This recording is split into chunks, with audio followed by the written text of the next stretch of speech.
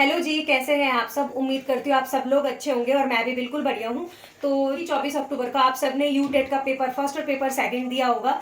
जो भी जिसके लिए एलिजिबल था आपने उसके अकॉर्डिंग अपना एग्जाम दिया होगा। तो मेरा कल यूटेट सेकंड था और यूटेट सेकंड का सेट ए था मेरे पास और जस्ट अभी मैंने सारा पेपर सॉल्व किया है और मैंने लगभग 4 बार पेपर को एनालाइज करके ही आंसर की तैयार की है। फिर भी आपको किसी भी क्वेश्चन में डाउट होता है तो आप कमेंट सेक्शन में उस क्वेश्चन को मेंशन कर सकते हैं। उसके अलावा तो सारे सेट का आंसर की है इंक्लूडिंग सीडीपी, हिंदी, इंग्लिश, आपके दोनों लैंग्वेजेस फर्स्ट और सेकंड, और मैथ्स और साइंस अगर आप साइंस के स्टूडेंट्स हैं, और सोशल स्टडीज अगर आप आर्ट्स के स्टूडेंट हैं। मैंने सारी आंसर की प्रिपेयर की है लगभग 4 बार एनालाइज करने के बाद। इसके बावजूद भी अगर कोई डाउट आपको है तो कमेंट सेक्शन में उस क्वेश्चन को मेंशन कर सकते हैं। तो चलिए आंसर की को मैच करते हैं। आपका कोई भी सेट रहा हो, पर सबसे पहला पोर्शन सीडीपी का ही था जिसका पहला क्वेश्चन था what a teacher should not do to shape an inclusive classroom. Should not to do, हाँ। तो जो इसका था वो ऑप्शन सी था कि teacher should have a strict and conservative approach towards students. ये नहीं होना चाहिए एक टीचर का, तो यही इसका आंसर था। सेकंड क्वेश्चन है the correct sequence of motivational needs propounded by Maslow. तो मैस्लो का सिद्धांत अगर आपको पता है तो आप सबको पता है कि पहला साइकोलॉजिकल नीड्स था, सेकंड हमारी सेफ्टी नीड्स था, फिर belongingness and love, third esteem, और लास्ट था सेल्फ एक्चुअलाइजेशन। तो इसका ऑप्शन सी आंसर होगा। क्वेश्चन नंबर थर्ड था which one of the following quality of a teacher will enhance learning. तो इसमें से सारी क्वालिटीज एक टीचर की होनी चाहिए जो लर्निंग को इनहेंस करेंगी, लेकिन फिर भी अगर परफेक्ट आंसर हम सोचें तो वो एक फर्स्ट था कम्युनिकेटिंग एबिलिटी। तो क्वेश्चन नंबर फोर्थ है कंडीशन रिस्पॉन्ड थ्योरी। तो हम सबको पता है पैवलोव का कुत्ता, अगर आपको याद है तो उसी की थी कंडीशन की थ्योरी, तो ये पैवलोव इसका आंसर हो जाएगा। क्वेश्चन नंबर फिफ्थ है हमें इंटेलिजेंस क्वेश्चन निकालना है तो उसके लिए होता है क्रोनोलॉजिकल एज और मेंटल एज का relation. Mental as divided by chronological age into 100 होता है, जिसमें 125 आंसर आ रहा था। क्वेश्चन नंबर 6 है पियाजेट की जो ऑब्जेक्ट परमानेंस की जो सीक्वेंस मैनर होता है वो किस में होता है, तो ये कंक्रीट ऑपरेशनल स्टेज में होता है। क्वेश्चन नंबर 7 है 7 to 12 ईयर की कौन सी स्टेज होती है, तो ये लेट चाइल्डहुड की स्टेज होती है। क्वेश्चन नंबर 8 है एक्सेप्शनल चिल्ड्रंस कैटेगरी इंक्लूड्स। तो इसमें गिफ्टेड चिल्ड्रन मैंने किया है, इसको एक बार आप चेक भी कर लीजिएगा। नाउ क्वेश्चन नंबर 9 इज, तो ये जो क्वेश्चन नंबर 9 का जो स्टेटमेंट है ये साफ और साफ जेंडर बायस्ड जजमेंट है, तो इसका आंसर सी होगा। तो क्वेश्चन नंबर 10 है the method of finding out the interest of the children. बच्चे का अगर इंटरेस्ट फाइंड आउट करना है तो ये सारे ही ऑप्शन सही हैं, तो ऑल ऑफ द अबव हो जाएगा इसका। क्वेश्चन नंबर 11 है चाइल्ड्स की क्यूरियोसिटी क्या कहलाती है, क्या है, तो वो सेल्फ कॉन्सेप्ट है। तो क्वेश्चन नंबर 12 है what is the significance of feedback in classroom. तो answer is C scope for introspection and further improvement, यही होगा फीडबैक के लिए। तो क्वेश्चन नंबर 13 है सिफेलोकॉर्डल सीक्वेंस क्या होता है, तो हमको सबको पता है हेड टू टो होता है, that is head, trunk, hand and leg, यही इसका आंसर होगा ए। क्वेश्चन नंबर 14 है which one of the following should be capped in mind in the teaching process. क्या रहना चाहिए दिमाग में एक टीचर के, that is option A active participation of student. Question number 15 है reaching conclusions through examples and facts come under which teaching method, यानी कि जनरल टू स्पेसिफिक जाना है तो दैट इज इंडक्टिव मैथड। ठीक है। क्वेश्चन नंबर 16 है लॉ ऑफ रेडीनेस, तो ये ट्रायल एरर थ्योरी में ही था जिसमें बहुत सारे लॉज थे। तो क्वेश्चन नंबर 17 है the best way for a teacher to make his students learn, that is by educational excursion, क्योंकि इसमें बच्चा बहुत एक्टिव रहेगा इसीलिए। तो क्वेश्चन नंबर 18 है if a mentally retarded child is found in the class what should be a teacher do in such situation, that is option number B. Teacher को क्या करना चाहिए, जो लर्निंग का या टीचिंग का जो पेस है उसे कम करना चाहिए और जो लेसन है उसे रिपीटेडली पढ़ाना चाहिए। क्वेश्चन नंबर 19 है a child holding the pencil by using his fingers and thumb, तो ये कौन सा प्रिंसिपल ऑफ डेवलपमेंट है, that is general to specific. और क्वेश्चन नंबर 20 है जो comprehensive valuation in continuous and comprehensive valuation means है, तो ये इसमें आ जाएगा हमारा option number C, that is valuation of education and co education area. Question number 21 है the objective method of personality measurement, that is rating scale. Okay. Question number 22 है knowledge of heredity and environment is essential for a teacher because, तो ये सारे ही option सही है, आप पढ़ लेना, क्योंकि अंडरस्टैंडिंग बच्चे के लिए हेल्पफुल होता है और identifying the ability of a children इसके लिए भी है, अंडरस्टैंडिंग इंटरेस्ट बच्चे का इसके लिए भी है, तो ये ऑल ऑफ द अबव इसके आंसर सारे सही हैं। Which test is most appropriate for teachers to identify the errors और मिस्टेक्स ऑफ द स्टूडेंट। तो एरर और मिस्टेक्स का पता करना है तो डायग्नोस्टिक टेस्ट लिया जाता है, उससे ही पता चल जाता है कि बच्चे के एरर्स और मिस्टेक्स, बाकी पता चल जाने के बाद तो रेमेडियल टीचिंग दी जाती है। Now question number 24 is in which stage of teaching the lesson plan is prepare, तो उसमें प्री एक्टिव फेज में ही लेसन प्लान बनाए जाते हैं। तो क्वेश्चन नंबर 25 है इसको मैच करना था, तो लर्निंग डिसेबिलिटी हम सबको पता है डिसलेक्सिया होती है, वर्बल लर्निंग डिसेबिलिटी जो होती है वो डिसफेसिया होती है, और जो राइटिंग डिसेबिलिटी होती है वो डिस्प्रैक्सिया होती है, और मैथमेटिकल यानी कि कैलकुलेशन तो डिसकैलकुलिया होती है। तो ये वाला हो जाएगा, इसका ऑप्शन नंबर बी हो जाएगा। Now question number 26 is in inclusive education. तो इसमें दोनों चीज़ें होती है, नॉर्मल क्लासरूम भी होता है और स्पेशल इंस्ट्रक्टर्स के साथ भी होता है नॉर्मल क्लासरूम। तो ऑप्शन नंबर डी हो जाएगा। क्वेश्चन नंबर 27, तो कोलबर्ग की तो लेवल 3 थे, आप लोग सब कंफ्यूज हो रहे होंगे, बहुत से ने 6 लेवल कर दिया होगा स्टेजेस समझ के, लेकिन लेवल 3 थे और लेवल के अंदर हर लेवल में 2 स्टेजेस थी, तो तब जाके टोटल 6 स्टेजेस हो रही थी। तो इसका आंसर होगा A, level 3। Now 28, creativity is an, तो ये एबिलिटी टू सॉल्व क्वेश्चन है, सिंपल सा क्वेश्चन था। In which state suggestibility found the highest, तो ये अर्ली चाइल्डहुड है, जब बच्चा बहुत ज़्यादा सजेशन करने लग जाता है या सजेस्टेबिलिटी को फाउंड करने लग जाता है। नाउ 30 क्वेश्चन है, childrens actively construct knowledge as the manipulate and explore their word, वो स्टेटमेंट इज दिस। तो चिल्ड्रन को कंस्ट्रक्टिव नॉलेज की बात हो रही है, तो पियाजेट है, कोई डाउट ही नहीं था इस क्वेश्चन में, तो पियाजेट हो जाएगा। अब लैंग्वेजेस का सेक्शन है, तो मेरी फर्स्ट लैंग्वेज हिंदी थी, तो 31 का आंसर था डी, भाषा की अपेक्षा बोली का शब्द भंडार अधिक व्यापक होता है। क्वेश्चन नंबर 32, कौन सा वाक्य अपादान कारक को प्रयोग नहीं कर रहा है, तो वो है question answer number C, Ram स्वभाव से सरल है।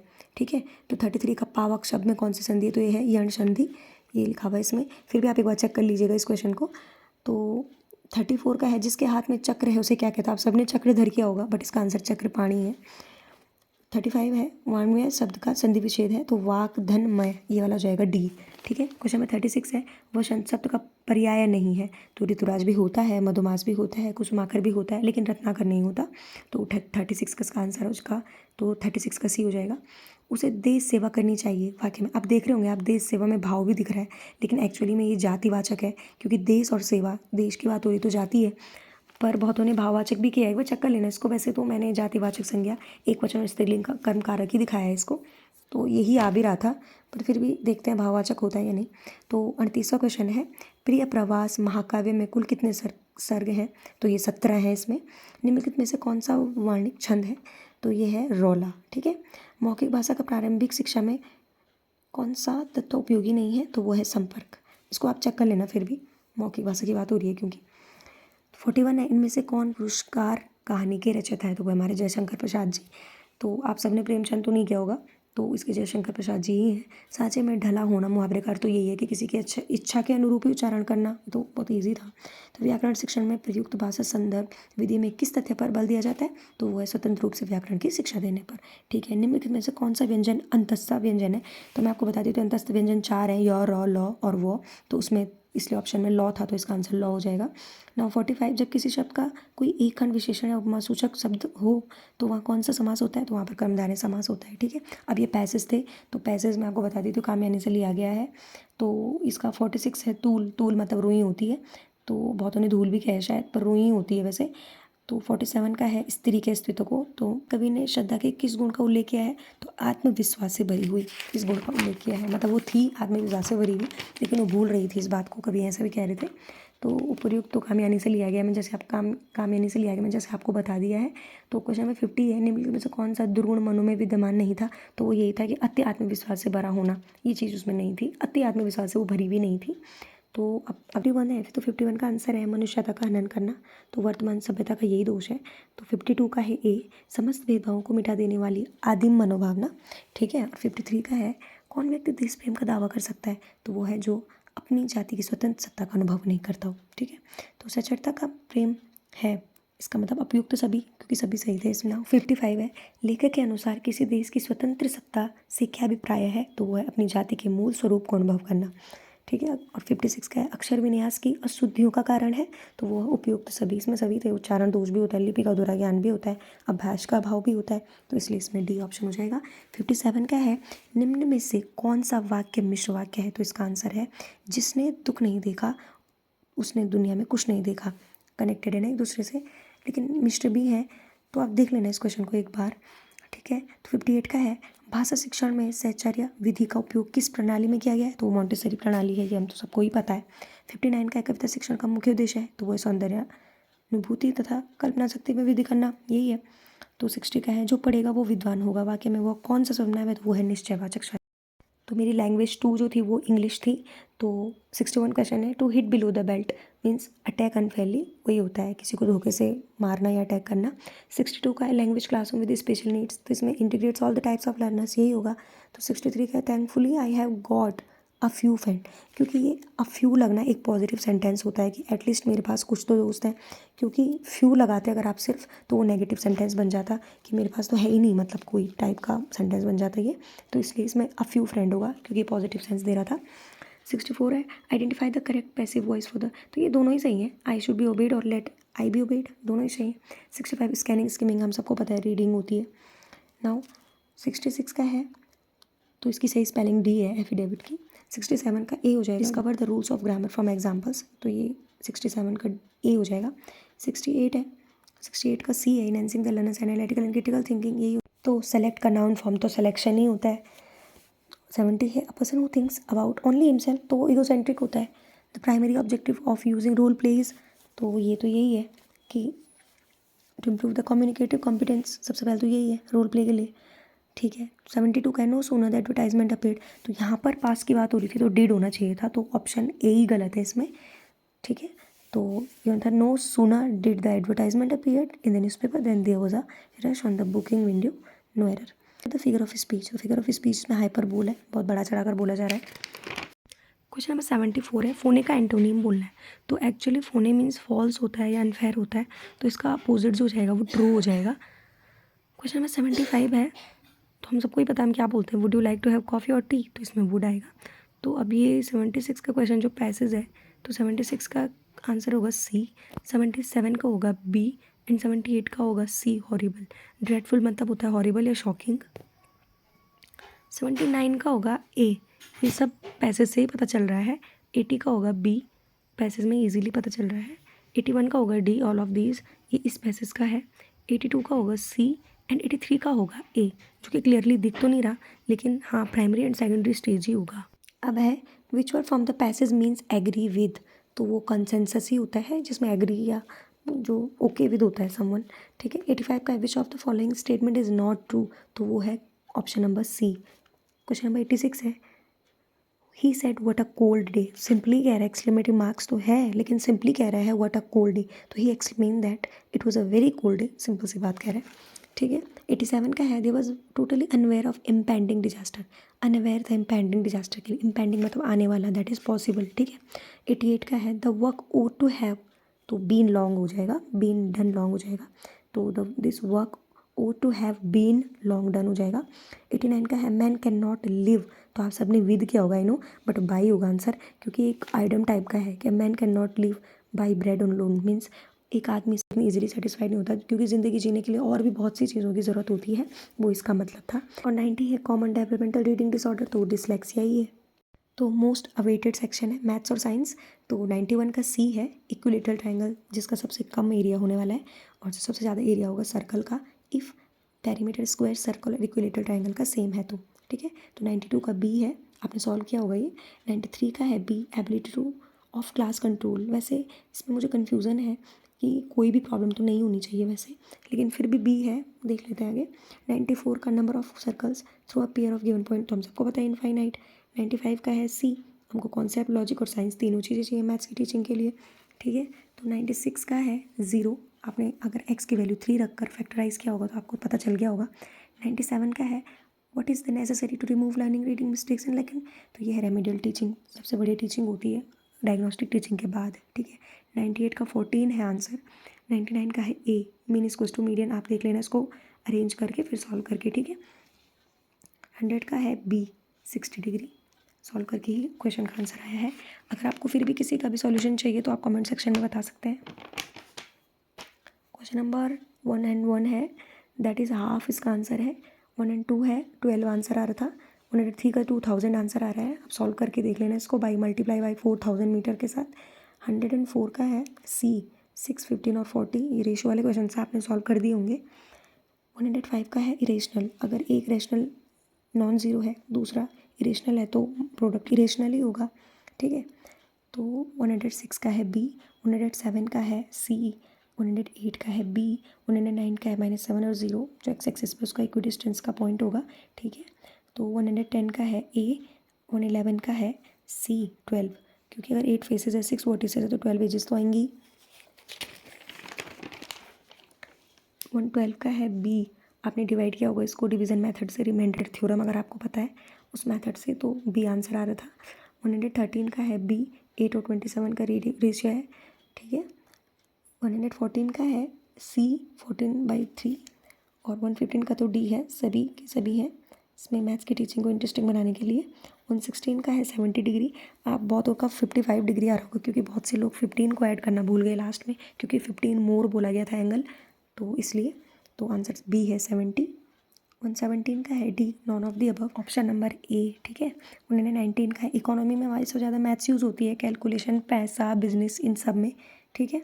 तो 120 का है C, आपने सॉल्व करके देख लिया होगा, तो ऑप्शन नंबर C इसका आंसर आ रहा है और बाकी सब गलत है। Now science starts from here. 121 का होगा B, rusting of iron chemical change ही होता है। 122 का है which part of banana plant can be used as food, तो भाई रूट तो हम नहीं खाते बनाना के, जहाँ तक मुझे अभी पता है, तो रूट वाले सारे ऑप्शन हटा दो, तो ये आंसर इसका सही है, फ्रूट, स्टेम और फ्लावर, ठीक है। 123 का है D, remedial teaching, as I already mentioned before. Now 124 है अगर हम हिंज पे ऑयल अप्लाई करते हैं तो फ्रिक्शन डिक्रीज हो जाता है क्योंकि वो इजीली मूव करने लग जाता है, ठीक है। तो 125 का है अगर लाउडनेस बढ़ती है तो फ्रीक्वेंसी सेम रहती है, ठीक है, रिमेन सेम। तो 126 का है, हम सबको पता है calcium most important essential mineral है। 127 का है बॉइलिंग, ठीक है।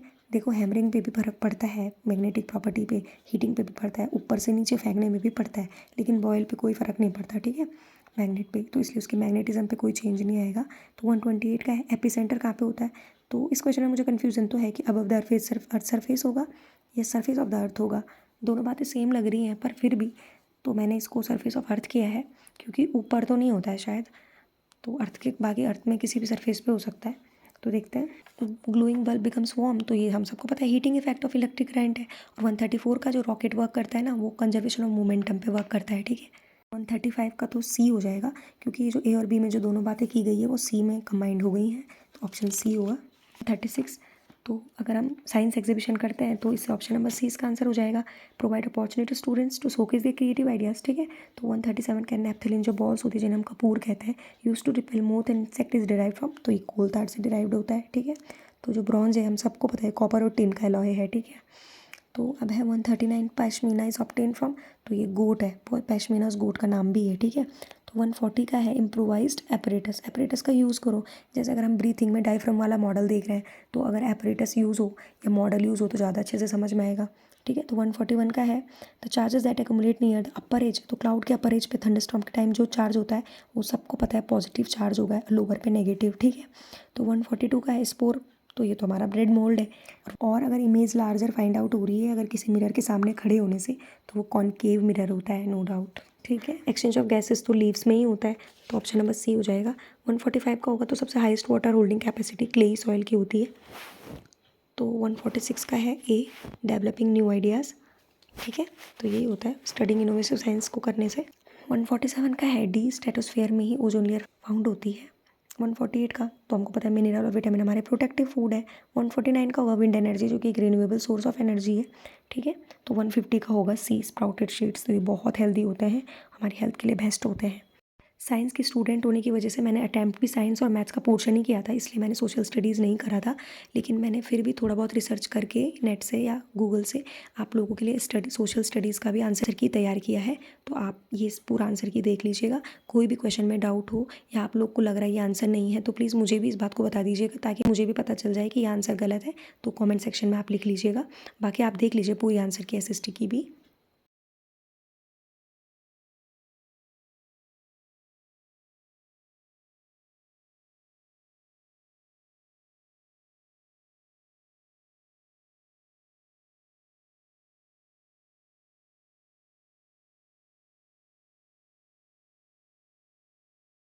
And thank you so much, आपने मेरे पिछले व्लॉग को जो सीटेट वाला था उसको बहुत ही ज़्यादा प्यार दिया, अनएक्सपेक्टेड था मेरे लिए, तो thank you so much. Please let me know अगला वीडियो आपको कौन सा चाहिए, कैसा चाहिए, उस हिसाब से मैं अगला वीडियो बनाऊँगी। थैंक यू इस वीडियो को पूरा देखने के लिए, थैंक यू सो मच।